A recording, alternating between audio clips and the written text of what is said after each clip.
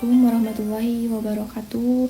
Alhamdulillahirabbil alamin wa bihi nasta'inu ala umuri dunya waddin. Wassalatu wassalamu ala asrofil anbiya'i wal mursalin wa ala alihi washabbihi ajmain, amma ba'du. Sebelumnya yang terhormat kepada dosen pengampu mata kuliah Bapak Dr. Sulaiman MAG serta Ibu Sylvia Fauzia dan Bapak Zaka Fikrian. Di sini saya akan menyampaikan tausiah mengenai curhat terbaik hanyalah kepada Allah Subhanahu wa Ta'ala. Nah, saya membuat video ini semata-mata untuk memenuhi tugas mata kuliah Kapita Selekta.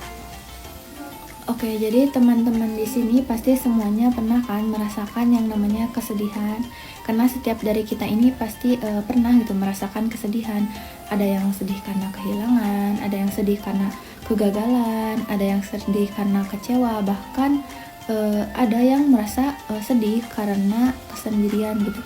Lalu biasanya kita ini curhat kemana sih? Nah, pastinya teman-teman di sini biasa curhat ke teman, sahabat, keluarga, atau kepada media sosial gitu. Nah, namun pernah gak sih teman-teman menyadari bahwa tempat curhat terbaik bukanlah hanya kepada manusia, tetapi kepada Allah Subhanahu wa Ta'ala. Sebagaimana dalam surat Al-Ghafir ayat 60, Allah Subhanahu wa Ta'ala berfirman, "Berdoalah kepadaku, niscaya akan kuperkenankan bagimu." Nah, Allah ini tidak pernah gitu menolak doa hambanya.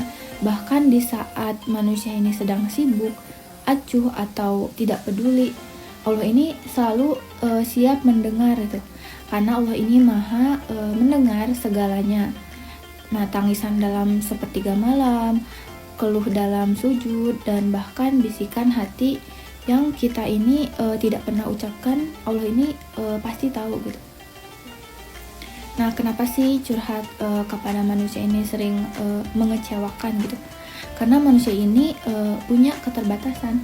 Nah, tidak semua orang ini bisa menjaga rahasia, tidak semua manusia bisa memberikan solusi, bahkan tidak semua mampu memahami isi hati kita. Nah, kadang setelah kita curhat ini malah justru kita ini merasa terluka karena tanggapan dari mereka ini tidak sesuai dengan harapan kita gitu. Nah, berbeda dengan kita curhat kepada Allah. Allah ini tidak pernah menghakimi, tidak pernah membocorkan rahasia, dan tidak pernah lelah mendengarkan permintaan kita yang sama secara berulang-ulang gitu. Nah, jadi teman-teman, kita bisa melihat dari Rasulullah SAW yang merupakan orang yang paling dekat dengan Allah Subhanahu wa Ta'ala. Nah, saat beliau bersedih, beliau ini tidak langsung bercerita kepada sahabatnya terlebih dahulu, tetapi beliau ini justru melakukan sholat gitu.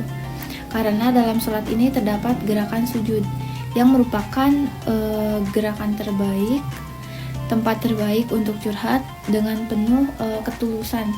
Nah, ketika sujud, maka kita ini merendahkan diri serendah-rendahnya kepada Allah Subhanahu wa Ta'ala.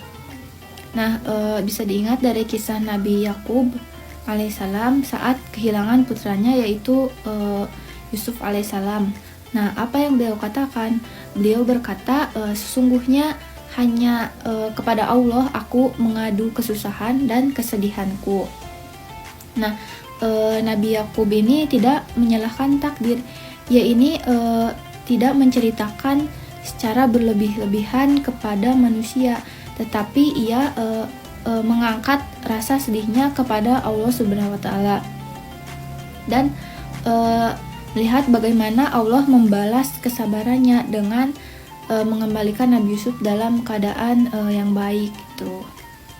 Kita ini tidak perlu berkata panjang lebar secara detail saat curhat kepada Allah Subhanahu wa Ta'ala, karena kadang cukup dengan sujud di malam hari, cukup dengan kalimat, "Ya Allah, Engkau tahu aku sedang hancur." Nah, Allah ini tidak butuh cerita secara detail dari kita karena Dia ini maha tahu semuanya. Nah, dan justru saat itulah kita akan merasakan ketenangan. Nah, saat kita berhenti mencari perhatian manusia dan mulai mencari perhatian Allah, Nah, saat kita berhenti bergantung kepada bahu orang lain dan mulai bersandar pada kasih sayang Allah. Nah, jika hari ini teman-teman sedang merasakan sesak, sedang merasakan tidak didengar, atau sedang merasa dunia ini hancur gitu, maka jangan mencari pelarian kepada manusia. Carilah kekuatan di tempat yang benar, ketika sujud, berdoa, berzikir, dan bermunajat gitu.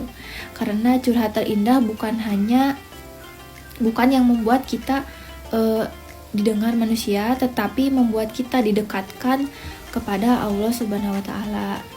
Nah, mari teman-teman kita biasakan untuk tidak langsung mengupdate status saat galau, atau tidak langsung berkoar-koar kepada orang lain gitu. Mari kita langsung ambil wudhu, curhat kepada Allah. Nah gitu, ambil sajadah dan menangislah kepada Allah gitu.